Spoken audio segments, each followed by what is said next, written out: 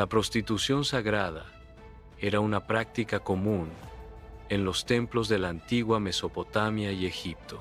Esta forma de prostitución estaba vinculada a rituales religiosos y cultos de fertilidad. Las mujeres que participaban en estos actos eran consideradas sagradas o dedicadas a la deidad. Los registros sumerios del 2400 A.C. mencionan la prostitución como una ocupación reconocida en la sociedad. Esto indica que la prostitución, incluso en contextos religiosos, tenía un lugar establecido en la estructura social. La práctica de la prostitución sagrada refleja la complejidad de las creencias y costumbres en las antiguas civilizaciones. En la Edad Media, la prostitución era vista de manera diferente a como se ve hoy. La Iglesia de la época consideraba a las prostitutas como una necesidad social. Se creía que su existencia prevenía pecados considerados aún mayores. San Jerónimo identificó la promiscuidad como la característica definitoria de una prostituta. Esta visión refleja la compleja moralidad de la época en relación con la sexualidad. El cardenal Ostiensis abordó la prostitución desde una perspectiva moral y ética. Argumentó que la prostitución involucraba inherentemente el engaño. Este engaño se manifestaba en la simulación de amor e intimidad por parte de la prostituta. Esta simulación estaba dirigida a los clientes, quienes buscaban una conexión genuina. En la Edad Media, la prostitución era una realidad social establecida. A pesar de la desaprobación del clero, las prostitutas eran toleradas. Se consideraba que su existencia prevenía males mayores. Entre estos males se incluían el adulterio y la masturbación. También se creía que evitaban la homosexualidad y la violación. Los burdeles eran objeto de desaprobación en la sociedad medieval. A pesar de la desaprobación, las autoridades municipales los autorizaban. La autorización se debía al deseo de controlar la lujuria masculina. Se consideraba que los burdeles ofrecían una válvula de escape para los deseos sexuales. Esta estrategia buscaba mantener el orden social y prevenir males mayores. Por lo tanto, los burdeles funcionaban como una forma de control social sancionada. En algunos municipios medievales, los burdeles eran propiedad de la ciudad. Esta propiedad municipal era una práctica común en ciertas áreas. Los ingresos generados por estos burdeles se destinaban a las arcas de la ciudad. Estos ingresos municipales ayudaban a financiar proyectos y servicios públicos. La propiedad municipal de burdeles era una fuente de ingresos para la ciudad. La Iglesia medieval se enfocaba en la regulación de la moral sexual. Una de sus principales preocupaciones era la prevención del adulterio. También se oponía a la masturbación, considerándola un pecado. La homosexualidad y la violación eran igualmente condenadas por la Iglesia. En la Edad Media, muchos clérigos ejercían roles políticos y empresariales. Algunos burdeles eran utilizados para generar ingresos para la Iglesia. Esto indica una relación compleja entre la Iglesia y ciertas actividades comerciales. La Iglesia obtenía beneficios económicos de estas operaciones. En la Edad Media, muchos burdeles se situaban fuera de los límites de la ciudad. Esta ubicación periférica era común para este tipo de establecimientos. Una ubicación frecuente para los burdeles era cerca de la residencia del verdugo. La proximidad a la casa del verdugo era una característica notable de su ubicación. Los burdeles medievales eran establecimientos con aproximadamente una docena de trabajadoras sexuales. Estos burdeles generaban ingresos sustanciales para las ciudades donde operaban. La actividad de los burdeles contribuía significativamente a la economía local. Los ingresos generados ayudaban a financiar diversos proyectos y servicios urbanos. Por lo tanto, los burdeles eran una fuente importante de ingresos para la ciudad. Trabajar en un burdel medieval teóricamente ofrecía protección a las mujeres. Sin embargo, Esta protección a menudo era comprometida por la brutalidad de algunos porteros. Estos porteros, en algunos casos, actuaban como proxenetas. Esta dinámica exponía a las mujeres a abusos y explotación adicionales. En el contexto de los burdeles medievales, las mujeres a menudo eran tratadas como mercancías. La venta de mujeres al guardián del burdel era una práctica común. Frecuentemente, las propias familias de las mujeres eran quienes las vendían. Esta práctica reflejaba la vulnerabilidad y la falta de derechos de las mujeres en esa época. La venta al guardián implicaba la pérdida de libertad y la explotación dentro del burdel.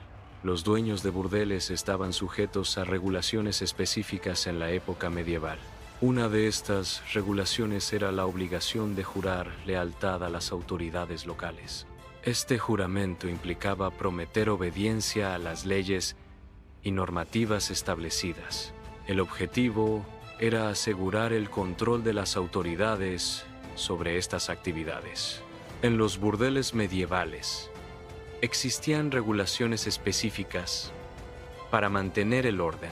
Una de estas reglas prohibía estrictamente la embriaguez dentro del establecimiento. También se vetaba la blasfemia, considerada una falta de respeto. Estas normas buscaban controlar el comportamiento y mantener un ambiente adecuado. En algunos burdeles medievales, el rol de portero era un puesto clave para la seguridad y el control. A diferencia de lo que se podría esperar, en ciertas ciudades esta posición era ocupada por mujeres. Viena es un ejemplo notable donde las mujeres eran comúnmente asignadas a esta tarea. Estas porteras eran responsables de regular la entrada y salida, manteniendo el orden dentro del establecimiento. Els von Stett comenzó su carrera en el burdel municipal de Nördlingen, Alemania. Inicialmente, su rol era el de ayudante de cocina. Este trabajo marcó el inicio de su vida laboral en este peculiar entorno. Su función principal era dar soporte en la preparación de alimentos. Se alega que Els fue forzada a prostituirse para obtener dinero. El presunto responsable de obligar a Els es Leonhard Freyamat. Leonhard Freyamat era el dueño del burdel donde Els trabajaba. Barbara Tarshenfeiden, compañera de Leonhard, también está implicada. Ambos individuos supuestamente se beneficiaron de la explotación de Els. La situación de Els destaca la problemática de la trata de personas y la explotación sexual. Els, una trabajadora del burdel, quedó embarazada de uno de sus clientes. El embarazo de Els representa un problema para Bárbara, la encargada del burdel. Bárbara decide tomar medidas drásticas para solucionar la situación. Bárbara obliga a Els a beber una poción con el objetivo de inducir un aborto. Esta acción forzada tiene graves implicaciones éticas y de salud para Els. Él sufrió un aborto espontáneo. El aborto espontáneo resultó en la pérdida de un feto. El feto era de sexo masculino. El feto tenía aproximadamente 20 semanas de gestación. Els fue forzada a regresar al trabajo inmediatamente después de someterse a un aborto. Esta imposición ocurrió en el contexto de un burdel municipal. La amenaza de violencia física fue utilizada para asegurar su cumplimiento. Esta situación destaca la falta de derechos y la coerción sufrida por Els. El contexto laboral agrava la vulnerabilidad y el abuso experimentado. La inmediatez del retorno al trabajo niega cualquier recuperación física o emocional. El escenario se sitúa en el interior de un burdel municipal durante el día. Una prostituta, Barbel von Esslingen, es testigo de un evento crucial. Barbel descubre el cuerpo de un niño en la habitación de otra prostituta, Els. Este descubrimiento plantea interrogantes sobre las circunstancias de la muerte del niño. Barbel comenzó a hablar sobre la atención que brindaba a otras mujeres, Sus conversaciones se centraron en los detalles de su trabajo. Esta divulgación de información llevó a una decisión administrativa. Se determinó que Barble debía ser reubicada. Como resultado, fue enviada a otro burdel. Su nuevo destino fue la ciudad de Ulm. Los clientes del burdel municipal comenzaron a notar inconsistencias. Específicamente, se percataron de un cambio notable en Els. Anteriormente, Els mostraba signos evidentes de embarazo. Sin embargo, de manera repentina, ya no parecía estar embarazada. Esta desaparición del embarazo generó dudas y sospechas entre los clientes. El cambio repentino en el estado de Els alimentó la especulación en el burdel. El Consejo Municipal se reunió para discutir los rumores sobre el burdel. Los rumores generaron preocupación entre los miembros del Consejo. Se propuso investigar la veracidad de los rumores para tomar una decisión informada. El Consejo decidió enviar a 2 funcionarios a visitar el burdel y recopilar información. La escena se desarrolla en el interior del burdel municipal durante el día. Corazón de León agrede severamente a Els. La agresión es física, implicando golpes. El motivo de la agresión es el temor de Corazón de León. Corazón de León teme que Els testifique en su contra. El silencio de Els es crucial para Corazón de León. Corazón de León y Bárbara se encuentran en un burdel municipal.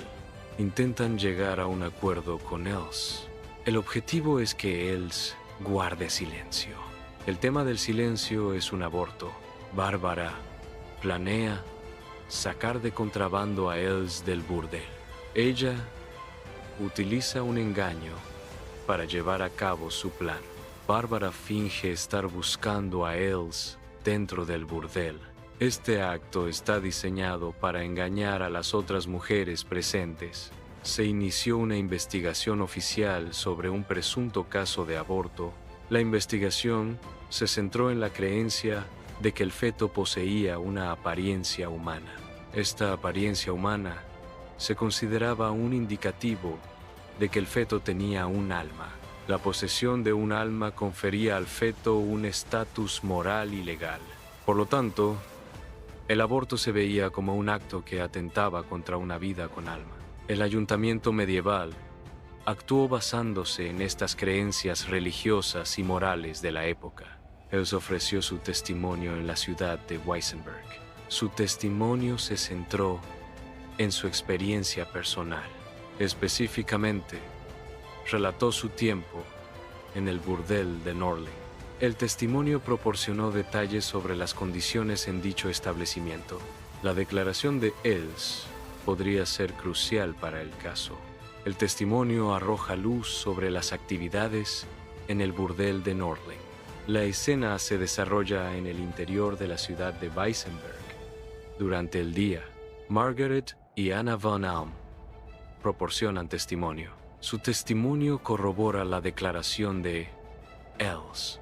El testimonio se centra en el dolor de Els por la pérdida de su bebé. Margaret y Anna describen el sufrimiento de Els. El testimonio busca validar la experiencia emocional de Els tras la trágica pérdida.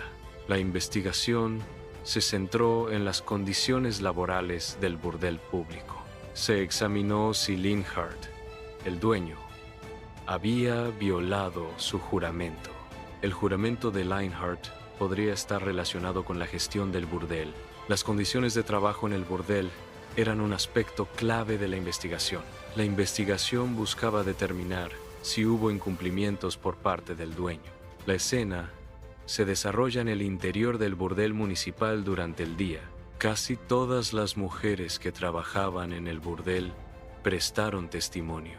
Los testimonios se centraron en el trato cruel que recibían. El trato cruel era infligido por un individuo llamado Corazón de León. Los testimonios buscaban exponer y denunciar el abuso sistemático. La investigación reveló un patrón de abuso en el burdel municipal. Corazón de León era el perpetrador de la violencia. Las víctimas eran las mujeres que trabajaban en el burdel. El abuso ocurría cuando las mujeres intentaban rechazar a un cliente. El rechazo de un cliente resultaba en que Corazón de León golpeara a las mujeres. Al llegar al burdel, las mujeres eran despojadas de sus pertenencias personales. Su ropa era confiscada inmediatamente al ingresar al establecimiento. Este acto inicial marcaba el comienzo de su deshumanización. Eran forzadas a continuar su labor en condiciones de desnudez o semidesnudez. Esta práctica incrementaba su vulnerabilidad y control por parte de los administradores. La desnudez impuesta simbolizaba la pérdida de su identidad y dignidad. Las mujeres que trabajaban en burdeles municipales debían cubrir sus gastos básicos. Esto incluía el pago del alquiler de su habitación dentro del establecimiento. También debían pagar por su propia comida y manutención diaria. Adicionalmente, estaban obligadas a ceder una parte significativa de sus ingresos. Específicamente, 1/3 de sus ganancias totales era entregado al dueño del burdel.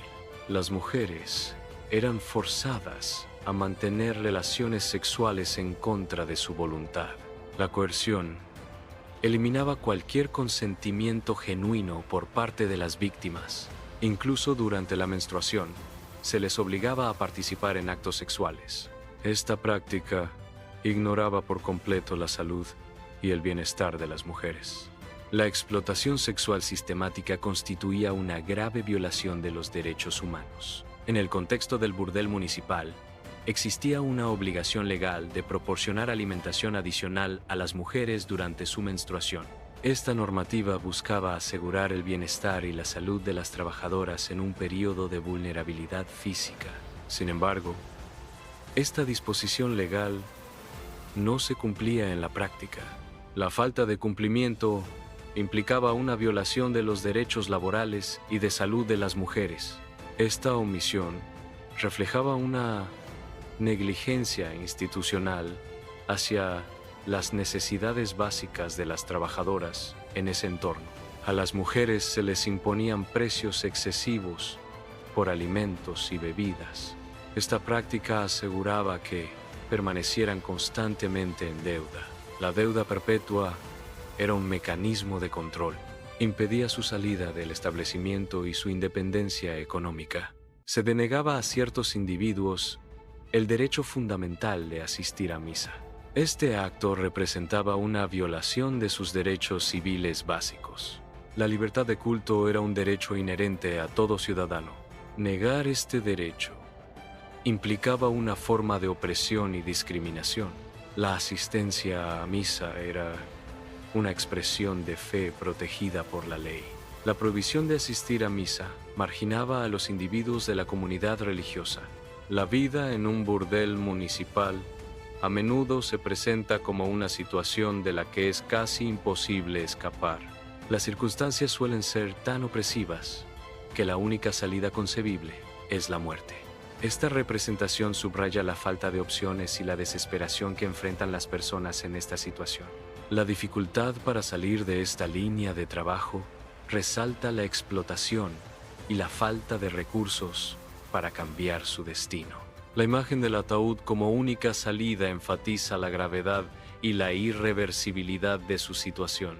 La muerte en los burdeles era un resultado trágico y común. La desnutrición severa contribuía significativamente a la alta mortalidad. El agotamiento extremo debilitaba el cuerpo, haciéndolo vulnerable. Las enfermedades de transmisión sexual eran una causa principal de muerte. La sífilis era una enfermedad venérea común durante la Edad Media. Se propagaba principalmente a través de burdeles y prostitutas. Estos establecimientos facilitaban la transmisión de la enfermedad. La falta de higiene y conocimiento médico contribuyeron a su expansión. Muchos individuos infectados con sífilis permanecían asintomáticos. La ausencia de síntomas visibles facilitaba la transmisión inadvertida de la enfermedad. Esto permitía que la sífilis se propagara sin ser detectada ni controlada eficazmente. La propagación silenciosa representaba un desafío significativo para la salud pública. La sífilis se manifiesta inicialmente con lesiones en el cuerpo. Estas lesiones suelen ser indoloras en su etapa inicial. Con el tiempo, la infección puede propagarse a diversas áreas del cuerpo. Las palmas de las manos y las plantas de los pies son áreas comunes de propagación. También puede afectar la boca, causando lesiones visibles. Además, la sífilis puede manifestarse en la vagina y el ano. La sífilis puede manifestarse con fiebre. Otro síntoma común son los ganglios linfáticos inflamados. La pérdida de cabello y los dolores de cabeza también pueden indicar sífilis. Otros síntomas incluyen pérdida de peso y fatiga general. La sífilis no tratada puede extenderse al sistema nervioso. Esta invasión del sistema nervioso puede resultar en ceguera. También puede causar parálisis y demencia. En última instancia, la sífilis no tratada puede ser fatal. La sífilis congénita afecta a niños nacidos de madres con sífilis no tratada. Los bebés con sífilis congénita pueden presentar diversas complicaciones de salud. Una de las posibles consecuencias es la desfiguración facial. También puede ocurrir el agrandamiento del vaso y del hígado, conocido como hepatoesplenomegalia.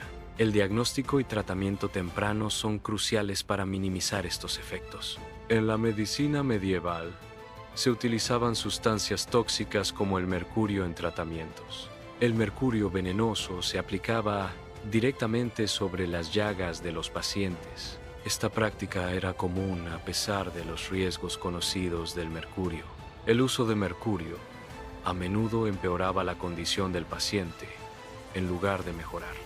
Esta práctica refleja las limitaciones en el conocimiento médico y las opciones de tratamiento disponibles en la época medieval. La Iglesia atribuyó históricamente los males del mundo a las mujeres. Esta culpabilización se fundamentaba en la interpretación de la figura de Eva. Eva fue vista como la responsable de la transgresión original en el jardín del Edén. Su desobediencia al mandato divino se consideró el origen del pecado y el sufrimiento humano. Esta narrativa influyó en la percepción y el trato hacia las mujeres a lo largo de la historia. La figura de Eva se convirtió en un símbolo de la debilidad y la tentación femenina. La abstinencia se propuso como solución al problema de las enfermedades de transmisión sexual, ETS. Este enfoque implicaba evitar la actividad sexual por completo. Sin embargo, la abstinencia como única solución se consideraba poco realista.